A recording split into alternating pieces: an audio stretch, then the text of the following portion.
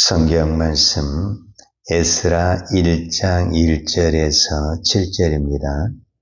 바사왕 고레스 원년에 여호와께서 예레미야 입을 통하여 하신 말씀을 이루게 하시려고 바사왕 고레스의 마음을 감동시키시매 그가 온 나라에 공포도 하고 조소도 내려 이르되 바사왕 고레스는 말하노니 하늘의 하나님 여호와께서 세상 모든 나라를 내게 주셨고 나에게 명령하사 유다 예루살렘에 성전을 건축하라 하셨나니 이스라엘 하나님 참 신이시라.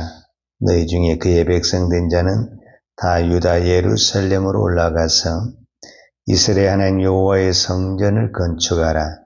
그는 예루살렘에 계신 하나님이시라. 그 남아있는 백성이 어느 곳에 머물러 살든지 그곳 사람들이 마땅히 은과 금과 그 밖의 물건과 짐승으로 도와주고 그 외에도 예루살렘에 세울 하나님의 성전을 위하여 예물을 기쁘게 드릴지니라 하였더라. 이에 유다와 베냐민 족장들과 제사장들과 레위 사람들과 그 마음이 하나님께 감동을 받고 올라가서 예루살렘에 여호와의 성전을 건축하고자 하는 자가 다 일어나니 그 사면 사람들이 은그릇과 금과 물품들과 짐승과 보물로 돕고 그의 예물을 기쁘게 드렸더라. 고레스 왕이 또 여호와의 성전 그릇을 꺼내니 이쪽에 느부갓네살이 예루살렘에서 옮겨다가 자기 신들의 신당에 두었던 것이라. 아멘.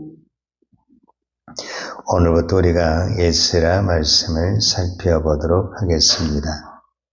에스라, 느헤미야, 에스더. 이 서신은 전부 다 무엇과 연관이 되어 있냐면 이스라엘 백성들이 바벨론 포로 이후에 기록된 책이다라고 볼 수 있습니다. 특별히 우리가 역대기 상하를 보았는데 이 역대기 상하도 사실은 포로 이후에 기록된 책입니다. 역대하 36장이 마지막 장인데 36장 22절에서 23절을 보면 오늘 에스라 1장 1절에서 3절의 내용과 거의 비슷합니다. 이제 여기서 강조된 말이 뭐냐면 바사왕 고레스 원년에 여호와께서 예레미야 입을 통하여 하신 말씀을 이루게 하시려고 바사왕 고레스의 마음을 감동시키시네. 이 말이 에스라 1장 1절이거든요. 그런데 역대하 36장 22절을 보면 똑같아요. 바사의 고레스 왕 원년에 여호와께서 예레미야 입으로 하신 말씀을 이루시려고 여호와께서 바사의 고레스 왕의 마음을 감동시키시네. 그러면은 예레미야가 무슨 말씀을 했냐? 이게 중요하잖아요. 예레미야가 하신 말씀을 이루려고 이렇게 했다라는 거예요. 그러니까 예레미야가 무슨 이야기를 했는가? 이제 예레미야서를 우리가 살펴볼 수가 있는데 예레미야 29장 10절에 보면 예레미야는 유다가 멸망하기 직전에 예언했던 선지자인데 그때 선지자로서 예언을 하면서 무슨 말을 했냐면은 우리는 바벨론에게 항복을 해야 된다. 그러면 하나님이 70년 후에 반드시 돌아오게 할 것이란 것을 예언을 했어요. 이게 이제 예레미야 29장 10절입니다. 여호와께서 이와 같이 말씀하십니다. 바벨론에서 70년이 차면 내가 너희를 돌보고 나의 선한 말을 너희에게 성취와 너희를 이곳으로 돌아오게 하리라. 70년이 차면 다시 이곳으로 돌아오게 하리라. 이것이 하나님이 예레미야를 통해서 예언을 했어요. 그리고 이스라엘 백성들이 바벨론 포로로 간 지 70년이 됐다라는 거예요. 이제 70년이라는 이 시간 속에서 또 세계는 변동이 일어났죠. 그러니까 남유다를 멸망을 시킨 왕은 바벨론 느부갓네살이죠. 그런데 그 바벨론이 70년이 된 후에는 망했다라는 거예요. 여기 나온 대로 파사왕 고레스 이렇게 나오는데 여기는 우리가 읽는 페르시아 제국이라고 그래요. 그러니까 페르시아에 의해서 멸망을 당해가지고 그 왕이 이제 고레스가 됐다라는 거예요. 그런데 그 고레스가 왕이 되자 이스라엘 백성들에게 뭐라고 말하느냐면 나를 이 페르시아 제국의 왕으로 세우신 분이 하나님이시다. 근데 그 하나님이 나에게 명령을 했다. 예루살렘, 즉 하나님을 섬기는 사람들을 다 고국에 보내서 그 하나님의 성전을 건축하거나 했다. 이렇게 말을 하는 거예요. 이게 말이 됩니까? 말이 안 되죠. 그런데 하나님은 70년 전에 에레미야 통해를 말씀을 하셨고 그 말씀이 정확한 70년 후에 고레스라는 이 이방의 왕을 통해서 하나님의 말씀이 그대로 이루어지게 되는 것을 볼 수가 있습니다. 자, 두 번째 우리가 생각해야 될 것은 돌아갈 사람은 누구냐면 남유다 백성들 그리고 그 안에 있는 남유다도 있지만 이스라엘 백성들이 포로가 있거든요. 그런데 이 70년이라는 생활이 사람의 마음을 흔들어 놓습니다. 왜냐하면 포로로 끌려와서 맨 처음에는 너무 힘들었어요. 그런데 이 70년이라는 시간을 지나면서 사람은 환경에 또 적응을 하게 돼요. 나름대로 집도 짓고 이제는 땅도 구하고 먹을만해졌어요. 그런데 다시 그 모든 것을 내려놓고 돌아가야 돼요. 근데 고국은 이미 70년 동안 버려진 땅이 돼가지고 집도 무너졌어요. 성읍도 무너졌어요. 성전도 무너졌어요. 땅도 앞에 있어요. 모든 것이 다 무너졌어요. 또 가면 다시 시작을 해야 되는 거예요. 갈등이 생기겠어요? 안 생기겠어요? 이걸 놓고 가야 되나 말아야 되나 이런 갈등이 생기죠. 그러니까 우리로 말하면 이 바벨론 땅에 너무 많은 것을 이미 소유한 사람은 별로 가고 싶지가 않는 거예요.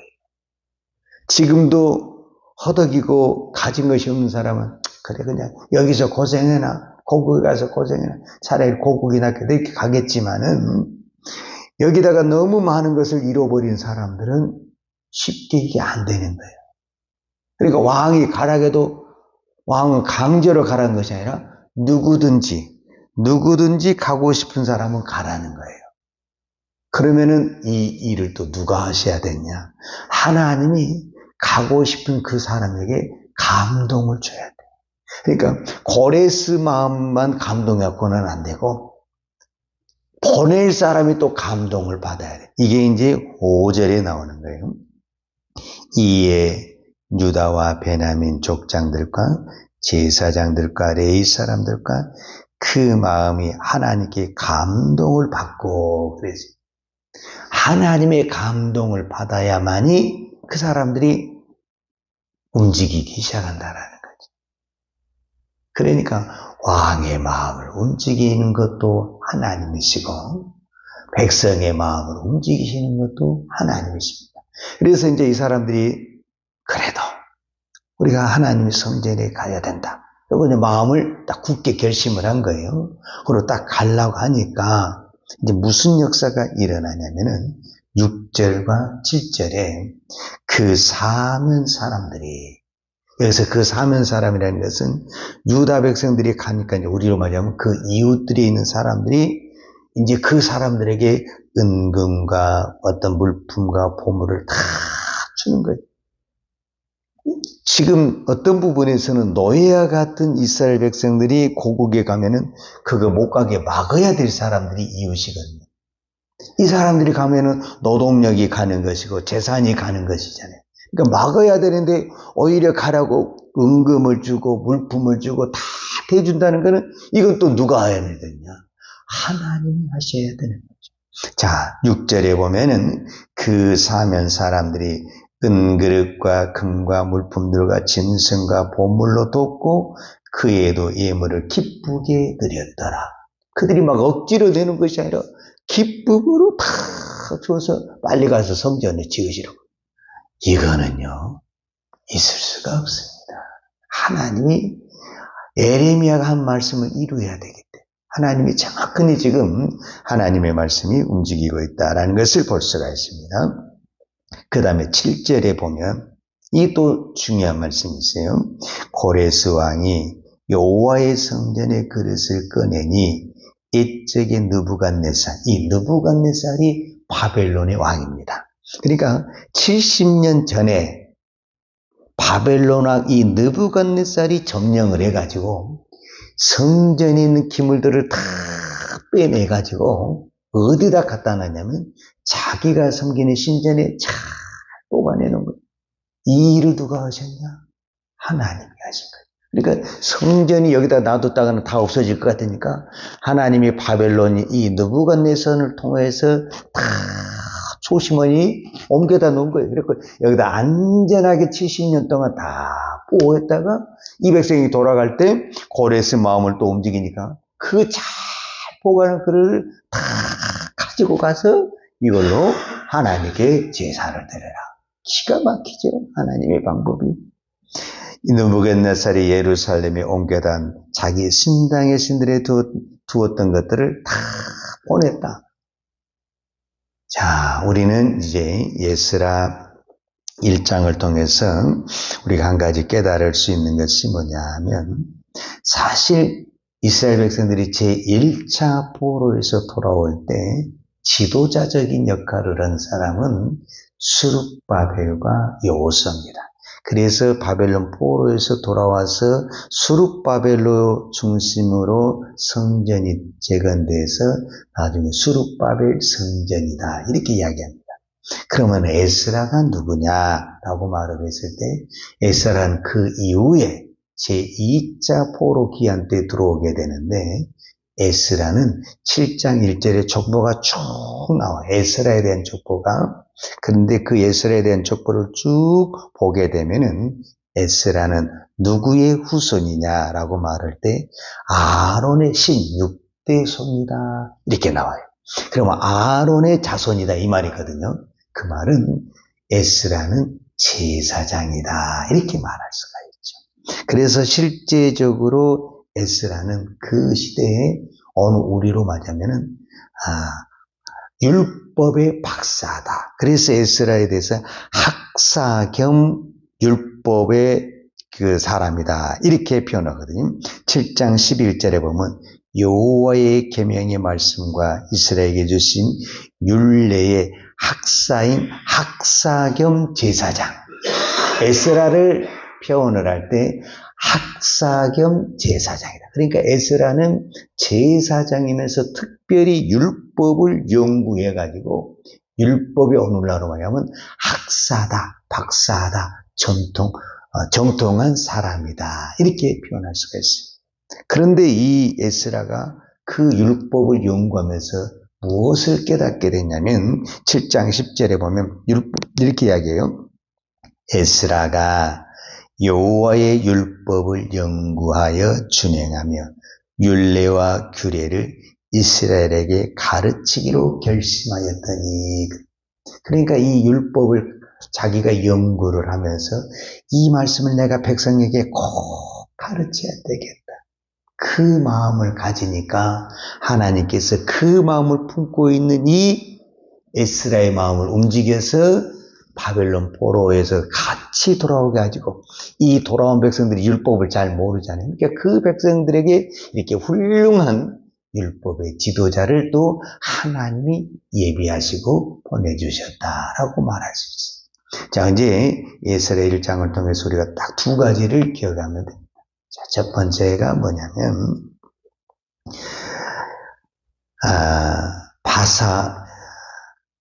바벨론 왕 느부갓네살이 유다를 침략할 때 세계는 바벨론이 다스린다. 이렇게 이야기를 했습니다. 근데 그 바벨론이 페르시아에게 망해버렸어요. 그리고 이제 바사의 고레스, 이 고레스가 이제 세상을 다스리는 거예요.